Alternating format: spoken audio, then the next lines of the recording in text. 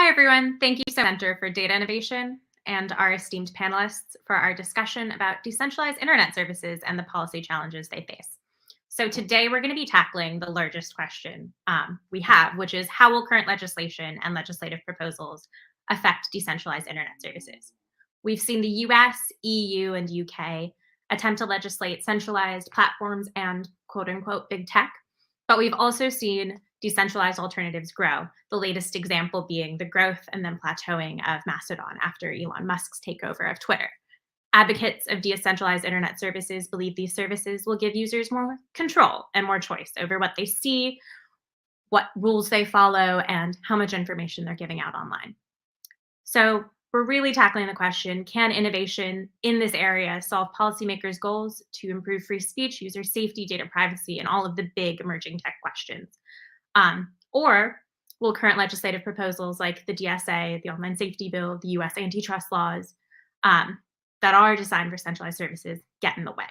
Before we get started, I wanted to thank and introduce our panelists. Each of them is going to bring a unique perspective to our conversation today, and I couldn't be more excited. So first off, we've got Konstantinos Komaitis, a non-resident fellow and senior researcher at the Lisbon Council. And we've also got Neil Chilson, senior research fellow for Tech and Innovation for Stand Together. Unfortunately today, Gina Neff, the executive director for Minderoo, the Center for Technology and Democracy, could not join us last minute. We wish her the best. I'm Kier, a senior policy analyst for the Center for Data Innovation, a think tank studying the intersection of tech and public policy today. We're going to follow up our discussion with 15 to 20 minutes of questions and answers, but I'll be interspersing the audience questions throughout. So please feel free to submit those through Slido. We're really excited to hear your takes. I'd like to kind of start off the conversation, again, thanking both of you for being here, but also just adding the background to it, because we're talking about something called decentralized internet services, which is a large wordy term. So I'd love to get back to basics and get to what you would define these as. So there's a lot of jargon in this space.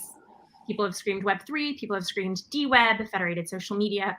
I've mentioned Mastodon like twice, which is in and of itself only one of many decentralized internet services. So I want to ask Neil, you first. How would you define decentralization and decentralized internet services? Well, it's a hard question in some ways, but I'll take a crack at it and say there's like three things that I think people should think about when they think of decentralization.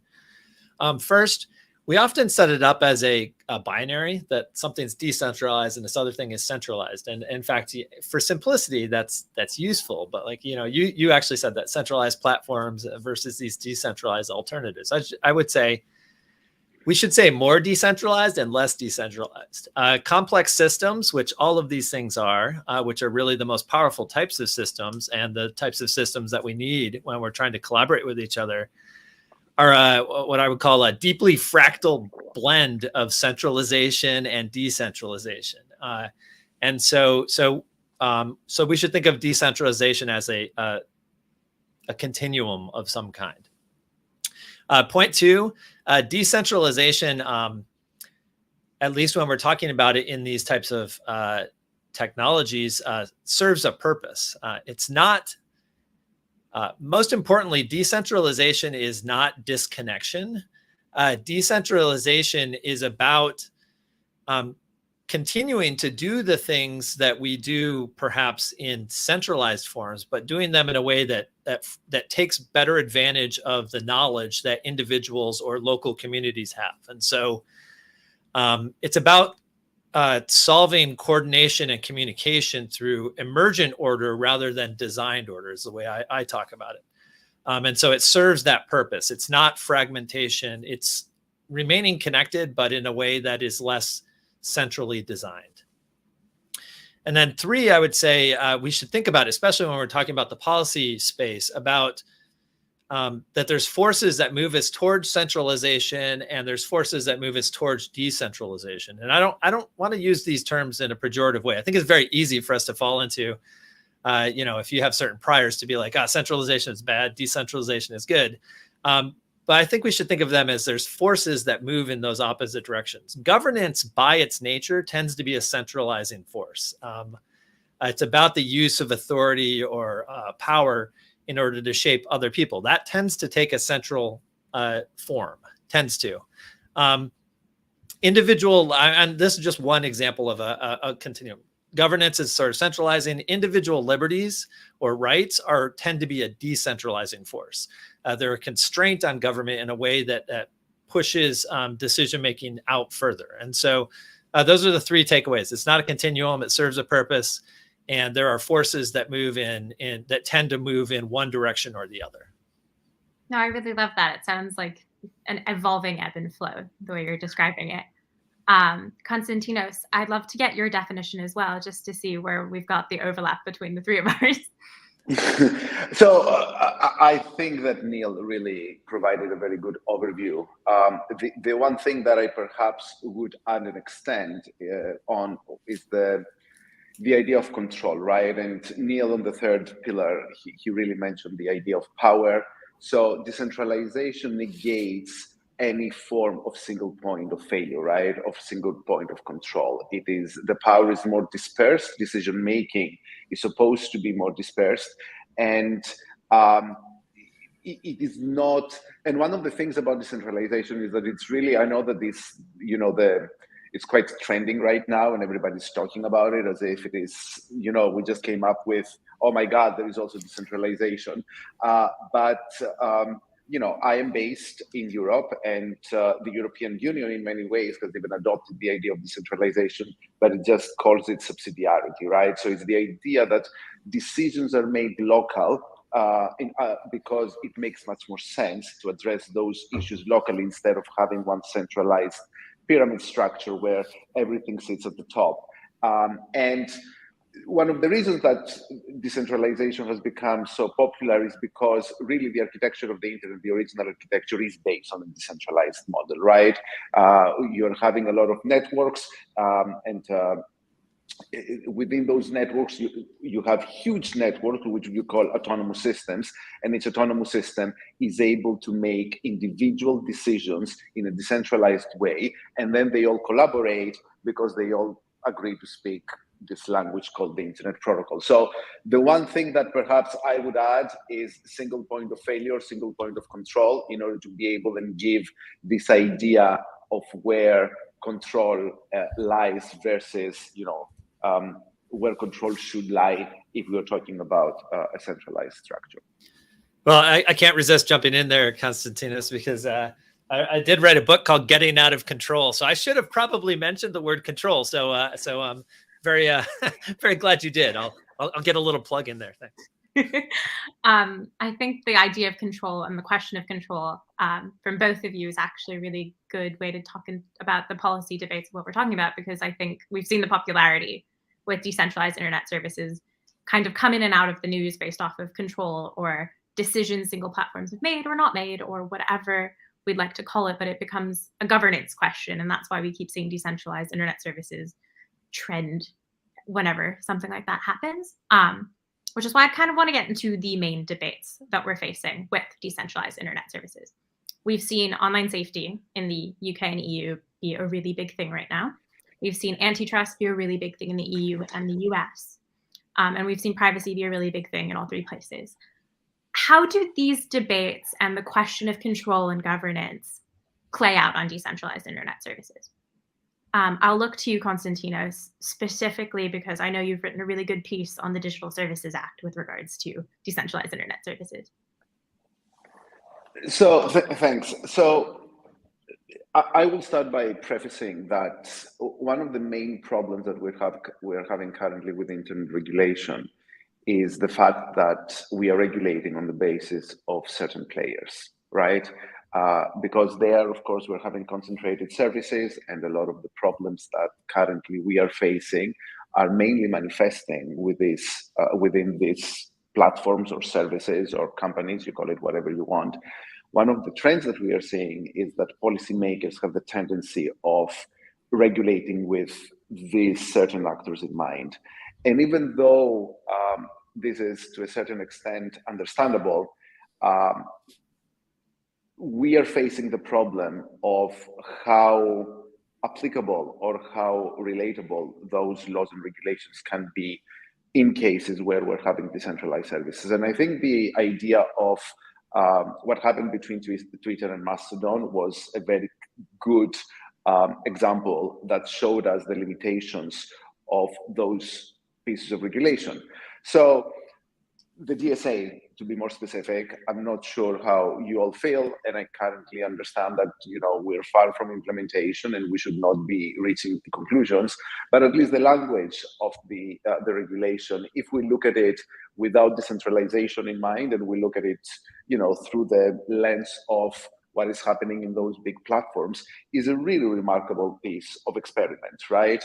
It's really trying to tackle one of the most difficult and complex issues, which is content moderation, and it's trying to do it as well in a way that that is very respectful of the internet and some of the laws that facilitated the evolution of the internet. And I'm referring mainly to this idea of intermediary liability, right? What in the United States currently is being debated and it's Section 230. So there we are saying that you have this massive piece of legislation and everything centers around transparency, and it sort of makes this categorization between very large online platforms and then the rest of the platforms, and it creates this two-tier system, and the obligations are different depending on to which platform they're talking.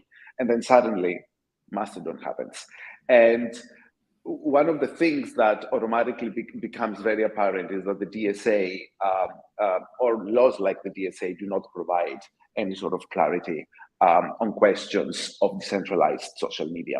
That is the first thing. So we need to go into the mode of making assumptions as to how these these types of regulations are going to apply. So specifically, when we're talking about the DSA, here is what we're thinking, what we think is going to happen. And, it goes back to the article that you referenced here. So, one of the things about Mastodon is that they're separate instances, right? So for the purposes of the DSA, most probably what is going to be happening is that each instance will be seen as an independent online platform, right?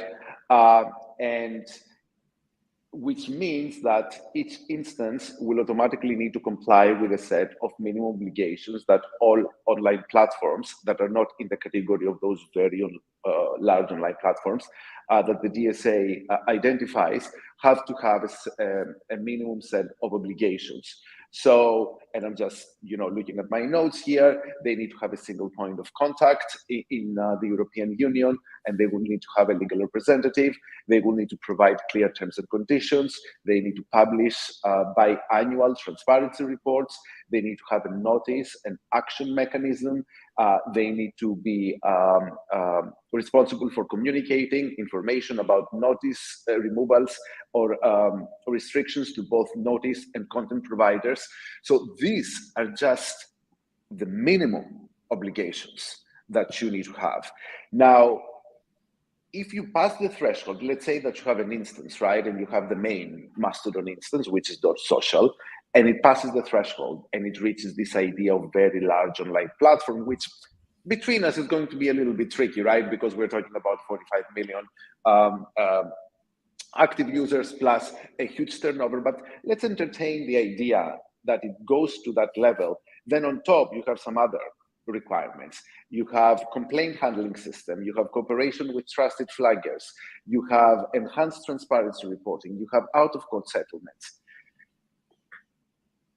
That sounds a lot, and it sounds overwhelming for a service that is run by individuals like you and me on a voluntary basis, and they're non-for-profits. So here, automatically, you are entering the space of bureaucracy in something that for a centralized service would be very easy to tackle, because, if you're thinking of Facebook or if you're thinking about Twitter, they will just put their army of lawyers and they will be able to do it in a very streamlined manner. They might even be able to hire external firms to be able to do it on their behalf.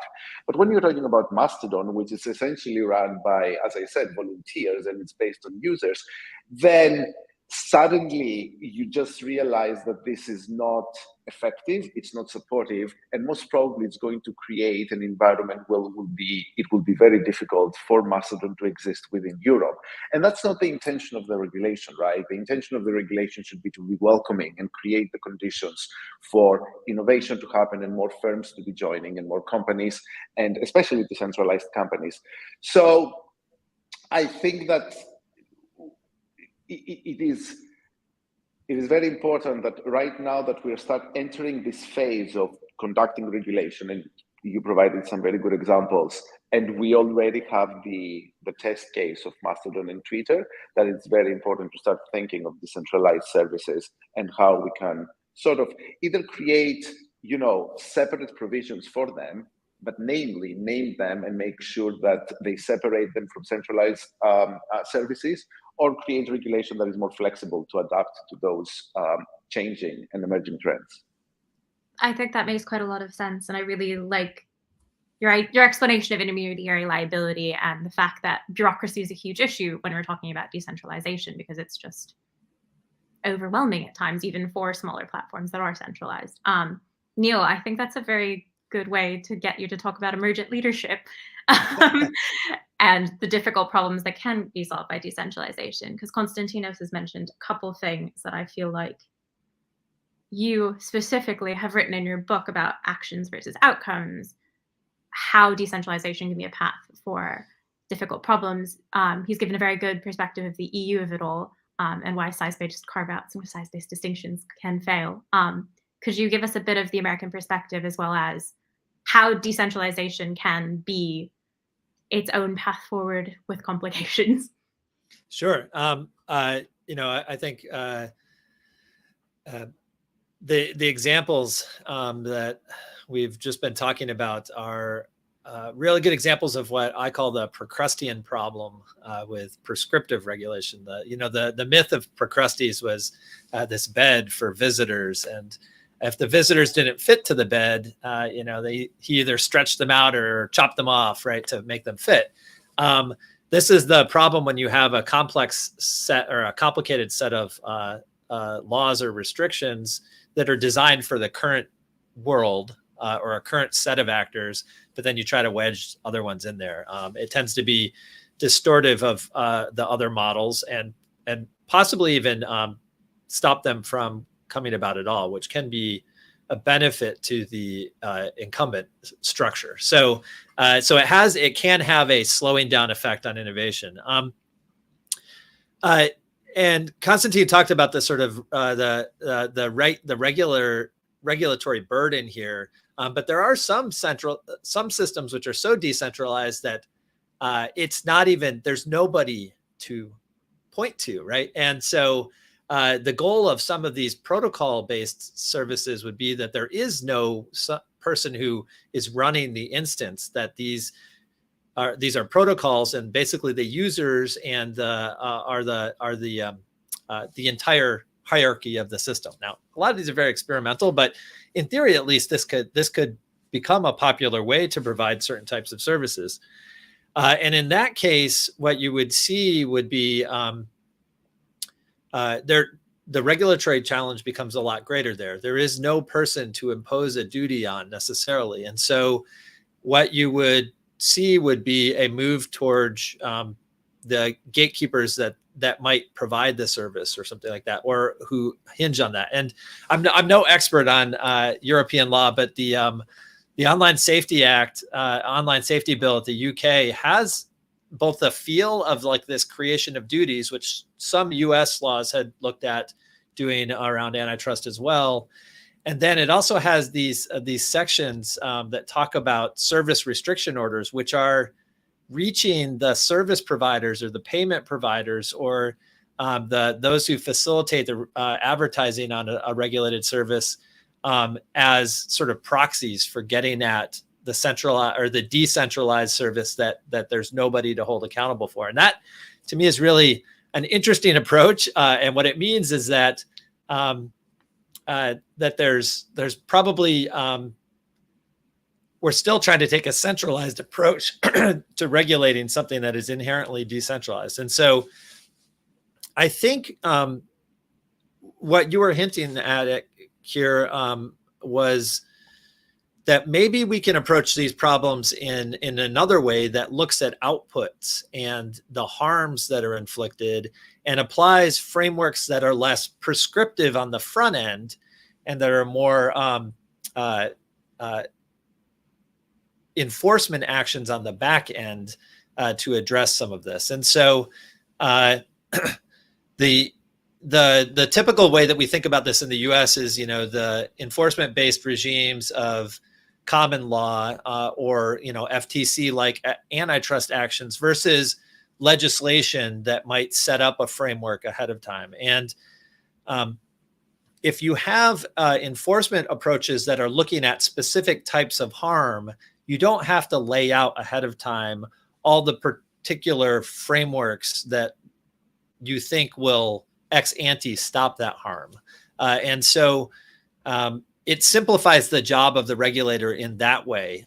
If we can identify the harm we're trying to approach, and then we can sufficiently deter that harm, we don't have to specify all the ways ahead of time. And it has the downside that it's ex post, right? And so the harm will, in some instances, occur ahead of time, but then the knowledge moves through the system through insurers and other people who, in the similar way, are very worried about the potential risk, but they're imposing it in a way that's more emergent and more flexible rather than a set of rules ahead of time, written down and set forth that will just largely apply to one set of actors and not to every other set of actors.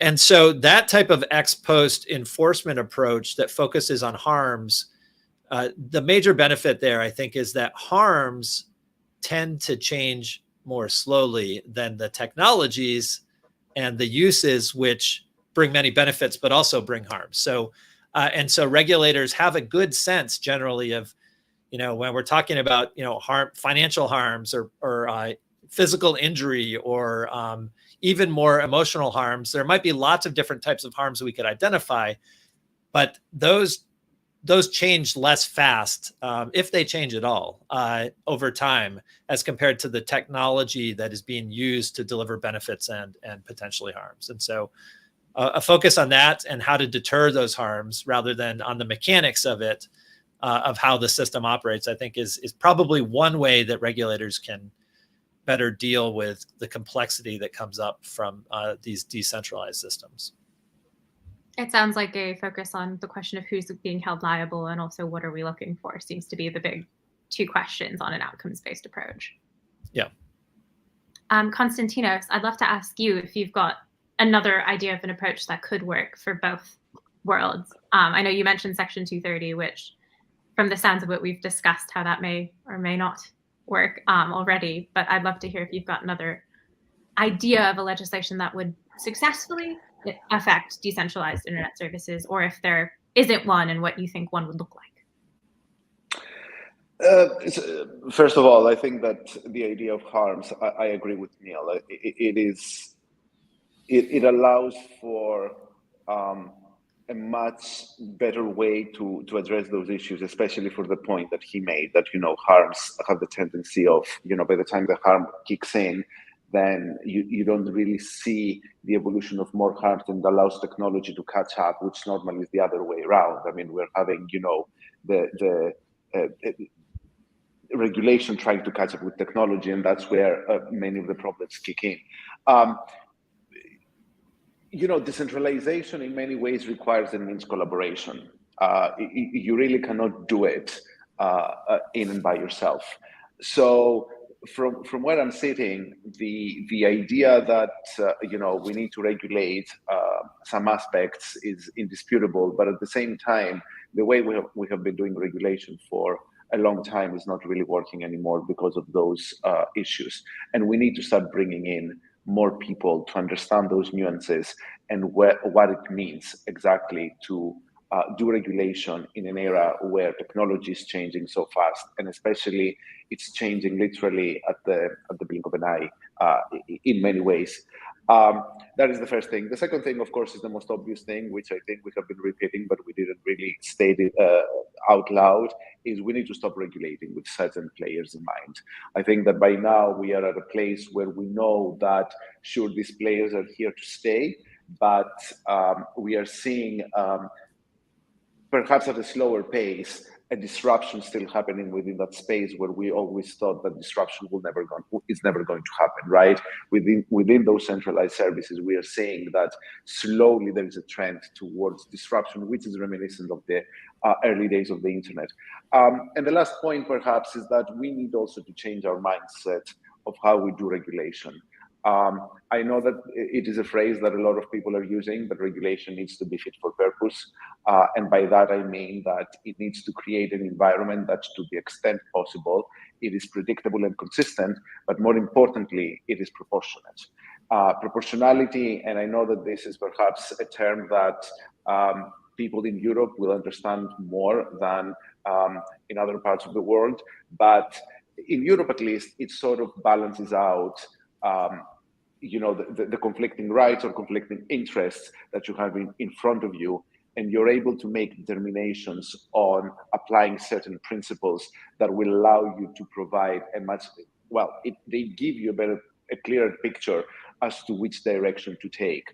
So in Europe, unfortunately, we're not seeing this yet, right? I mean, we're seeing an effort to experiment, we're seeing an effort to play a little bit around, perhaps be a little bit more adventurous with some regulation, but we're still not to a place where we are seeing the collaboration happening in the true sense of the word, or we're seeing regulation that is more inclusive of the possibilities that might come in from a technology's point of view.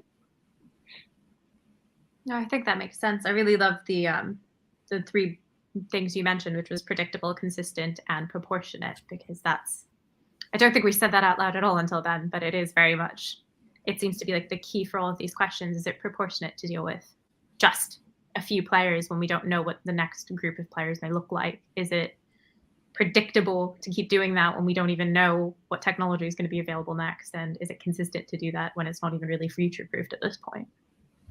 And if I may, here, it really goes back to the idea that, we need to ask why we're doing regulation, right? And regulation, of course, we're doing it because we're trying to protect a certain class of people and citizens, and we're trying to prevent harm. But at the same time, we're also doing regulation because we want to create a legal environment where it is inviting for innovation and investment. So if you're actually doing one of the two, then the regulation is not really working the way it's supposed to be working. You need to be able, the regulation needs to be able to tackle both things equally, and that is where the problem, that is where the challenge is, better yet, right? Because we are so much focused right now on the harms aspect, and this is understandable because these are pressing issues that are coming in, but in our effort to address the harms, we are sort of erecting barriers, and we're killing the possibility of innovation and what might come in that could actually be able to address those harms in other ways, right? Because decentralization is not panacea.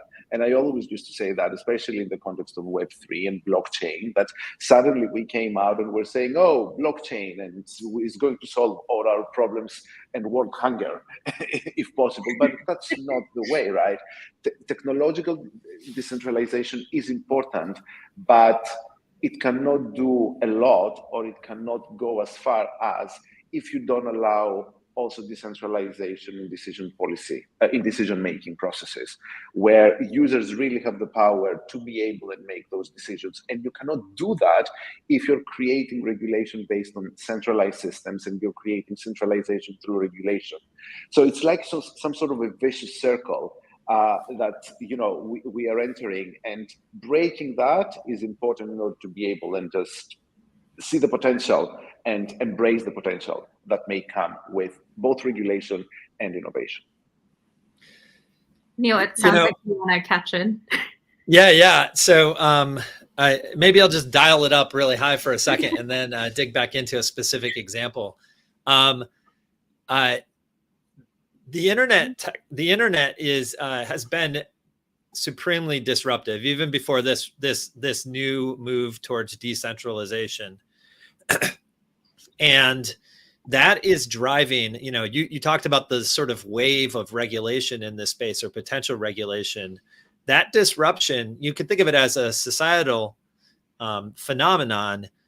Many of these technologies have not been in wide usage for more than, certainly not more than 2 decades. Many of them are much younger than that. And so the ripple effects of that pushing out, disrupting some established institutions that have, or threatening to disrupt established institutions in media, politics, and business, I think it inevitably, I'm a systems thinker, it inevitably creates a backlash. And that backlash can be appropriate to address harms, but it can also be interested in the sort of in protecting the status quo. And so regulators need to think really hard about those goals that Konstantinos pointed out of, both preserving and promoting the benefits that innovation can bring, while focusing on the individuals or the class of people that we're trying to protect. And the challenge of governance in this space is that in many ways, especially for distributed yet coordinated actions, is that you're trying to sort of nail Jello to the wall, and it's just slipping out of the regulation. You've ruined the Jello possibly, and you didn't achieve your purpose either, right? So we have some challenges there. The specific example I'll point to is we've already mentioned Section 230 in the U.S. Section 230 is a particularly weird law in this way. It is legislative in that it has a specific set of rules. It's very short, which is also unusual in U.S. and I think European law as well. It's very short,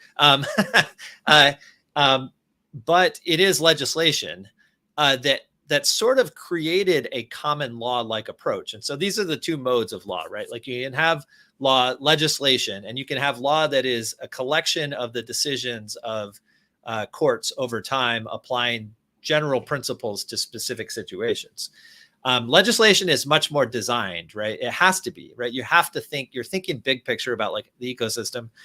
Common law is very much focused just on the case in front of it and the harms that are there, and how do you get justice or redress for that specific case. But over time, it can develop principles that provide some of the clarity. So the downside of common law is it doesn't necessarily provide always the predictability, but maybe over time, legislation doesn't always provide that much predictability when the technology is changing fast, right? So what might be predictable right now can be very unpredictable in 5 years about the effect of the law. And so, so I think we often think of law in the legislative mode, and we should probably, for these emergent systems, start to think about like, how can we do something that looks more common law-like? And Section 230 is an example of that. It's legislation, but it's common law-like in that it is applied over and over and over in specific cases. There isn't a compliance department on Section 230, right? There is it is a case-by-case sort of tort reform type of law. And so thinking of models like that, what kind of legislation could we create that creates a space for the emergence of common law principles? I think that's something maybe certainly we could get better at in the US. And I think, I don't know how much, again, not an expert on European law. I don't know how much Europe has engaged in that type of approach. I think yeah, no, go for it, Konstantinos. I was just going to say, like future question. Yeah, because I think that Neil raises a very crucial and interesting point. If we think when Section 230 sort of emerged, right? It was in the early days of the internet, and it emerged for a very specific purpose. And of course, you didn't have the Facebooks and the Googles and the YouTubes and Twitters of the world. But the beauty of it was that it was not prescriptive to the point of exhaustion, right? It was not attempting to come up with every possible scenario and how to deviate that possible scenario. Whereas through common law and through interpretation and through challenges, it managed to become this polymorphic, if you want, piece of legislation that right now everybody refers to, and it has become, of course, more complex as the internet grew and evolved, but it sort of happened incrementally and inorganically. And right now, when we're talking about Section 230, it sort of encompasses all those issues and the history that has preceded up until today. If you take the DSA right now, the DSA really follows much of that spirit, right? In terms of, I know what worked back then, meaning infrastructure providers should not be held liable for anything that users post, and I want to preserve that. But at the same time, it misses it falls into the trap of prescription.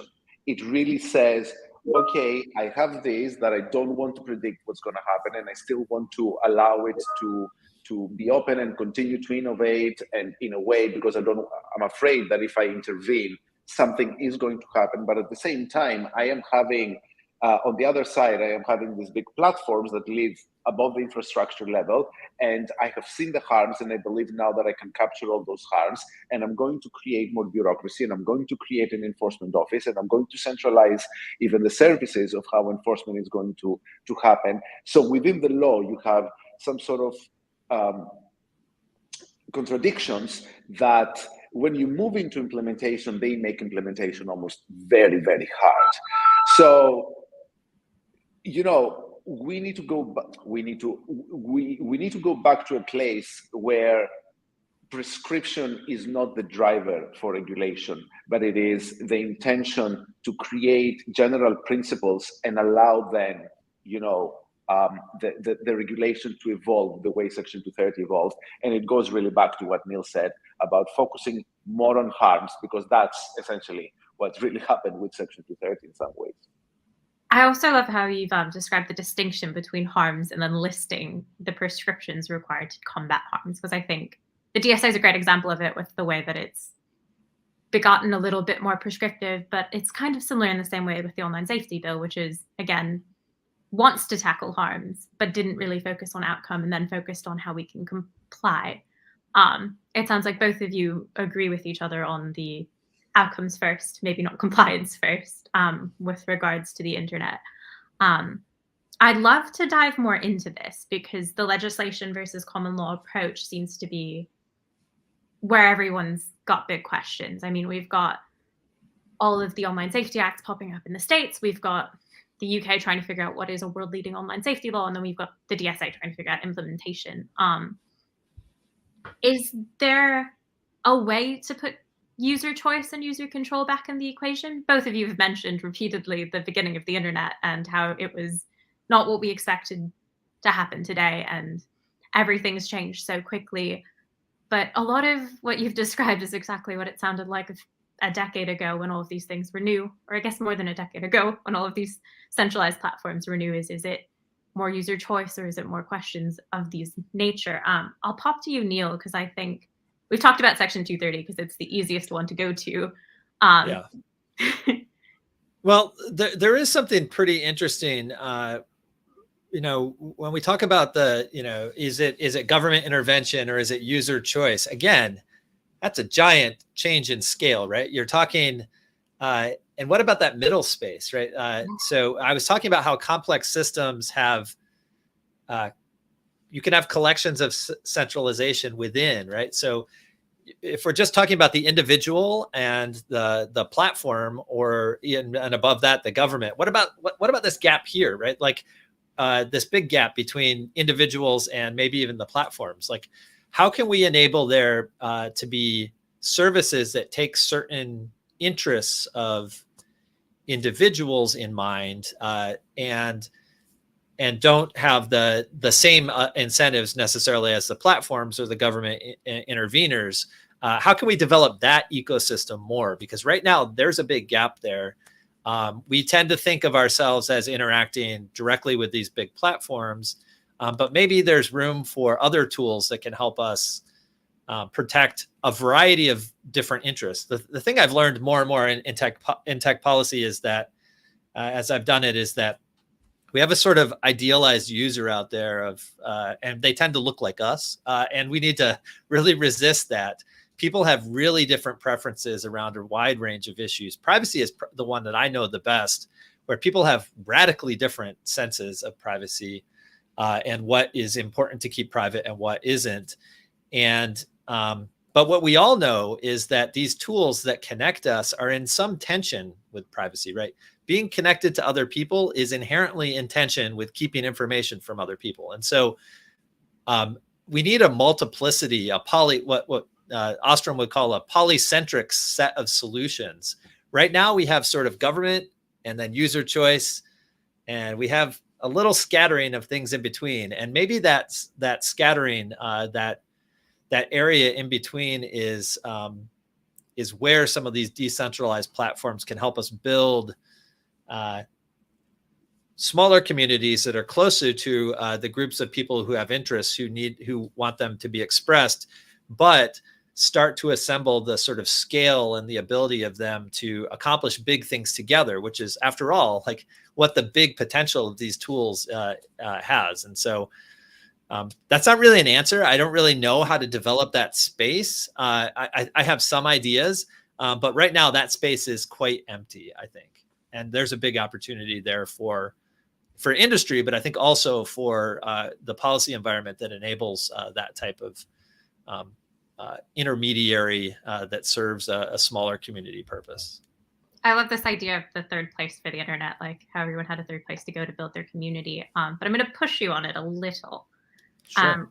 Which is user experience. If we're talking about user choice at the bottom of your platform, and there's like the middle ground between these big services that we're used to, is one of the big barriers that is possibly stopping this giant growth along the middle user experience, and the fact that maybe we're just really used to things that intuitively we now understand to do.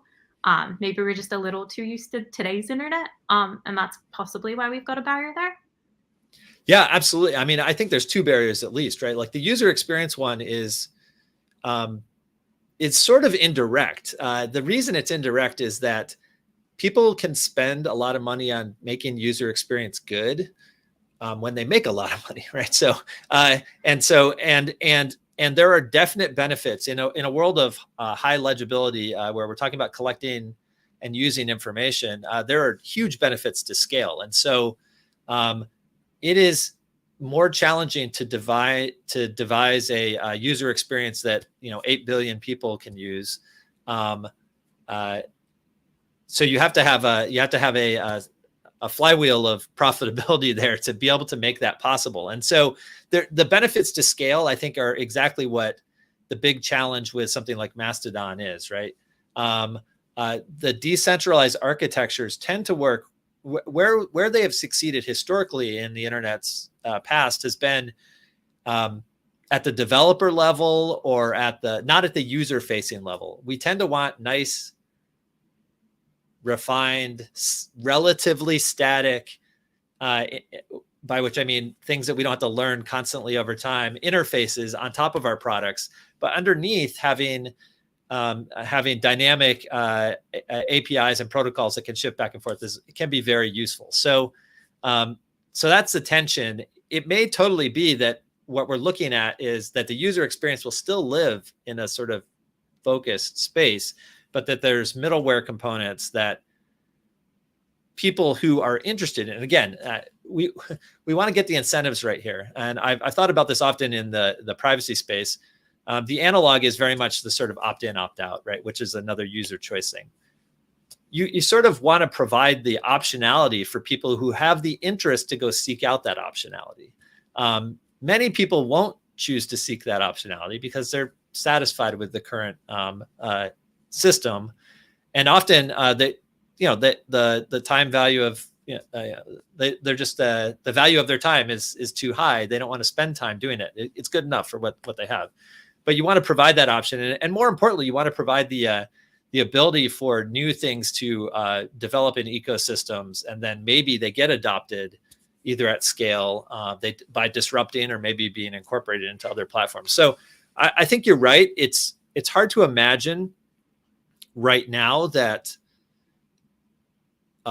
decentralized platforms will have the economic incentives to build a UI experience that's as polished and as general as some of the big centralized platforms. But they can provide a lot of optionality that can then show and prove out a concept, which then might be adopted or may be disruptive to the larger platforms. And so if we're only focusing on those two ends of the spectrum, though, we can lose that. We can lose the possibility that happens in the middle. No, I think that makes total sense. And I kind of think ties back to the barriers to innovation question, Konstantinos, that you brought up when you discussed sometimes our proposals are so focused on harms or forgetting about the barriers to innovation. Do you think that plays both ways, with the sense of we don't know what issues are going to face decentralized internet services until we hit maybe not a critical capacity, but until we hit enough use on it that we know what's going to happen next? I don't think we will ever be able to foresee exactly where decentralization can take us if we do it right?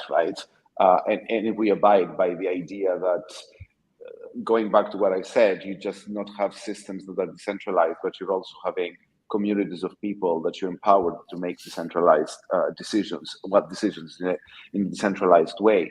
And I think that, privacy is a very good example, and I understand why we're touching privacy, especially in Europe, where privacy is much more important than, for us, privacy. I always compare it, for the Europeans, privacy is what to the Americans is the First Amendment, right? It is such a profound right. But the thing about privacy is that, first of all, there is a gap between the way every actor and then the consumer understands it, but there is also a gap within the way consumers understand privacy. And we saw it playing out in the GDPR. Again, it's coming out of a place where we need to address some privacy issues, but the way that the decision was taken to address those issues was through consent and pop-ups, which really hasn't worked, right? I mean, it has made the experience more annoying. It has created, none of the users really is reading or understanding what they're consenting to, because it's another pop-up and you just click to it because you want to get rid of it and actually go and get on with it. I think that one of the things that we need to understand is that over time, we have become lazy with the way we're interacting with the internet, right? We have become complacent to those very centralized systems. And of course, they provide easiness and of course, they provide all those services at the click of a button. But ultimately, what they're doing is that they're taking away consumer choice and user choice. And this is where decentralization, for me at least, can play a very critical role, because it can still give user choice. And we need to understand that if we're expecting decentralized systems to at the same time tackle both the easiness of centralized system, but also the disadvantages of centralized systems, we're never going to get there, right? I mean, I have been hearing, for instance, for Mastodon, oh my God, it's very difficult to get into Mastodon compared to Twitter. It is not as easy. It is not as that. It is not as the other. And the point was never to be an exact replica of Twitter, right? The point was that user is having a different choice, and ultimately you start weighing what you want. And for me, that of course, I was very comfortable in using my Twitter account. Mastodon, however, offers choice. And we tend to forget the importance of choice and why it should exist in the first place. One of the things that we used to say about those centralized systems is how they lock in users within their plantations. Actually, I was reading a very interesting article about how those are not ecosystems, they're actual plantations, right? So how they tend to lock us in. And when you move to Mastodon, the idea that you might go into an instance and you might join an instance that doesn't pin out, but you still have the capacity to take your followers and go and join another instance. Is it easy at a click of a button? Most probably not. Do you have the choice? Yes, you do. And you don't have it in the other systems. So again, it goes back to the idea of proportionality. What do you want out of the system that you're using, and what is more important to do it? Because with choice, also comes the ability for you to shape and your own privacy standards, your own competition standards, and do it in a way that is collaborative with the way regulation works, instead of right now trying to do it in a top-down manner. Because the top-down manner is not fully going to tackle all the issues. And again, it might come from a place where we really want to address some of the problems, and regulators need to address those problems, whether it's competition, whether it is privacy. But if you do it without creating the conditions for true user choice, then you're having the problems that I believe we are experiencing right now.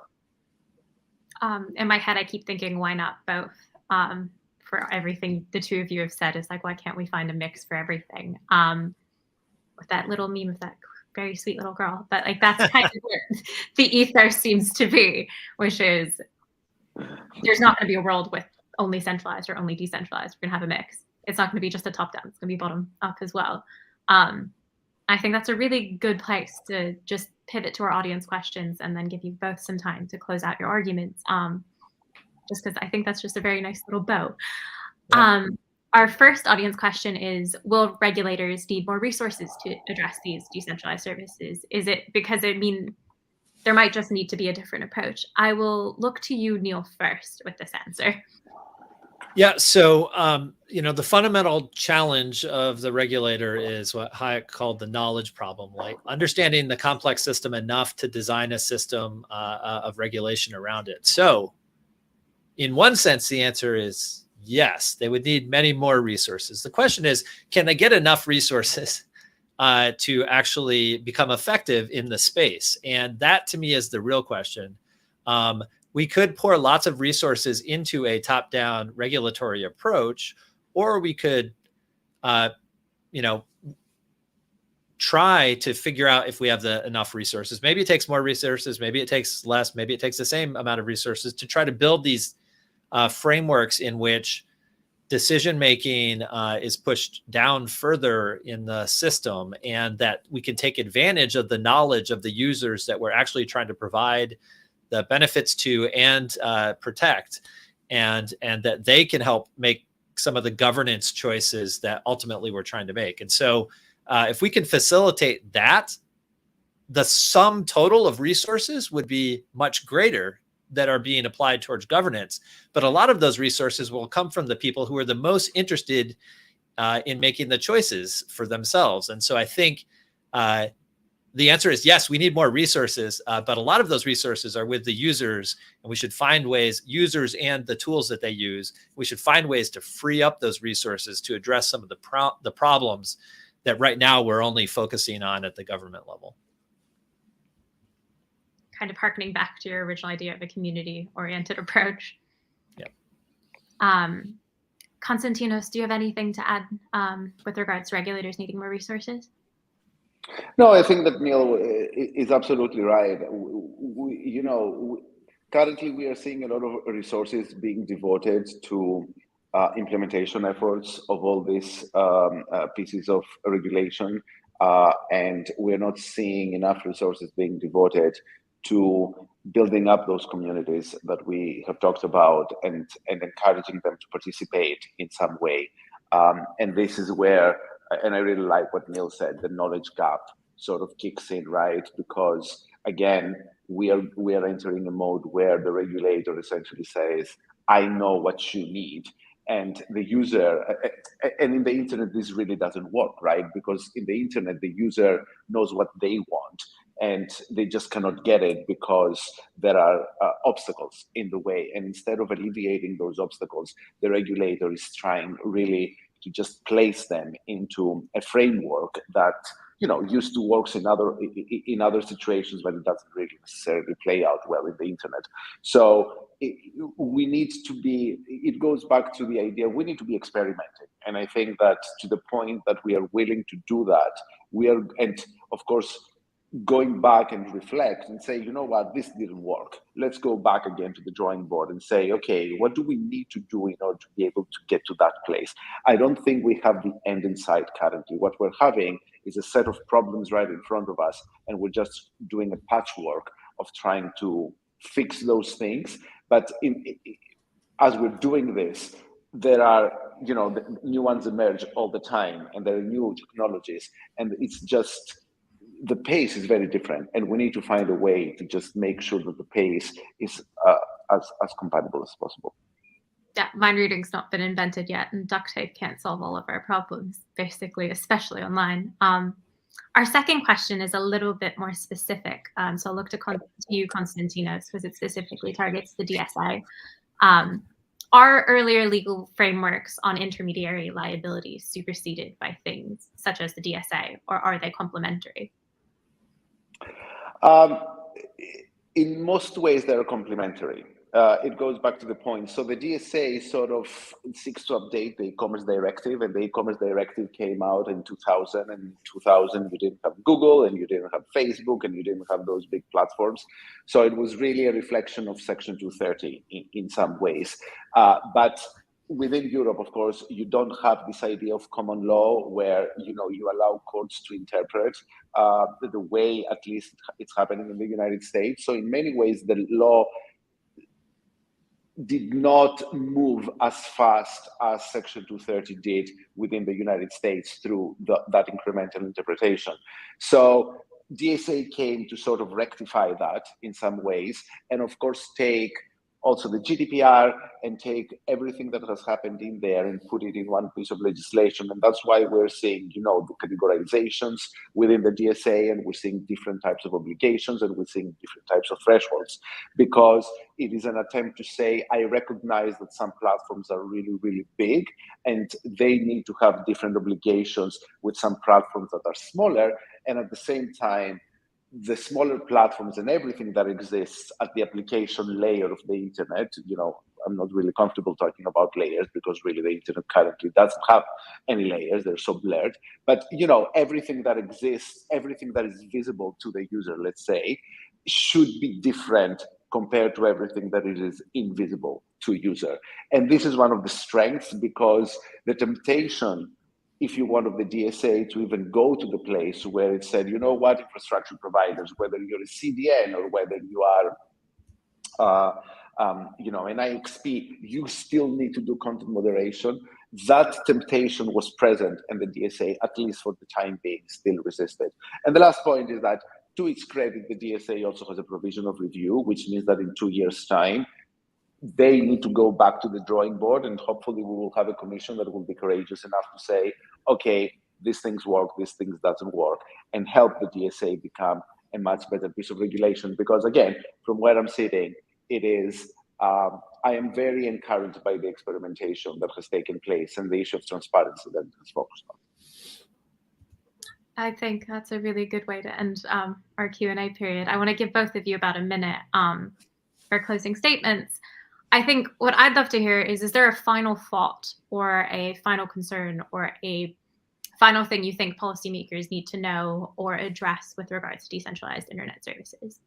Neil, I'll look to you first, because it looks like you've got an idea right now. Yeah, so, I think big picture, this discussion of decentralization is the continuation of a trend that the internet has brought us of increasing the legibility of the world, the ability to see and share information. And this is, this is extremely disruptive to our old modes of creating and governing the flow of information. And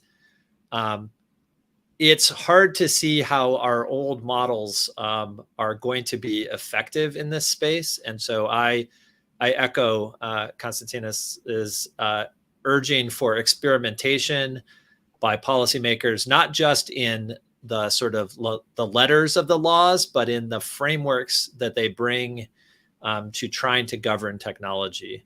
I think that we need to start looking at different ways to approach the problems that everybody's facing. And I think some of the key ones include focusing on harm rather than formalistic rules.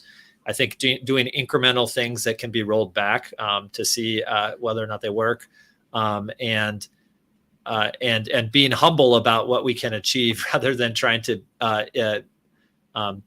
visualize comprehensive solutions ahead of time. I think learning incrementally is really important for regulators as well as in industry. And so having some regulatory humility there, I think, is really important while trying to focus on the harms that we're trying to address. So I will leave it there. Thank you so much for having me. Awesome. Thank you so much for being here today, Neil. Konstantinos, I'd love to hear your final thought as well. Not much to add beyond the fact that I am hoping and I am urging policymakers not to treat decentralization under the notion of cryptocurrencies and NFTs and all these things that currently are very popular and trending. And of course, they have created a lot of issues, but try to see it more holistically and in a more higher level to understand exactly what it is and what exactly needs to preserve from decentralization before they go in and start regulating it. Because I fear that, and this is one of the problems with Web3 that you've mentioned in the beginning here, that essentially there is so much hype about it, but essentially what we're seeing is old models that we were seeing in Web2 being transposed into Web3, and the same people having the same power and creating the same norms and create the same frameworks and creating the same conditions for surveillance capitalism and data abuse and all those things. But now we do it under the decentralized, in a decentralized narrative. So decentralization goes beyond that, and I think that my recurrent theme in this hour has been: do not think that technological decentralization is enough. You always need to be able and identify ways to decentralize decision-making power, because that is where you see the perfect marriage. No, I think I really love that experimentation and focus on decision-making decentralization as well. Thank you both for being here today, and thank you to the audience for joining us. It's been a really lovely discussion and has been really, really interesting in a lot of different ways. So thank you again, Konstantinos and Neil, and thank you everyone for attending Can Regulators Handle the Mastodons of the World? Thank you so much Thank for you. having me.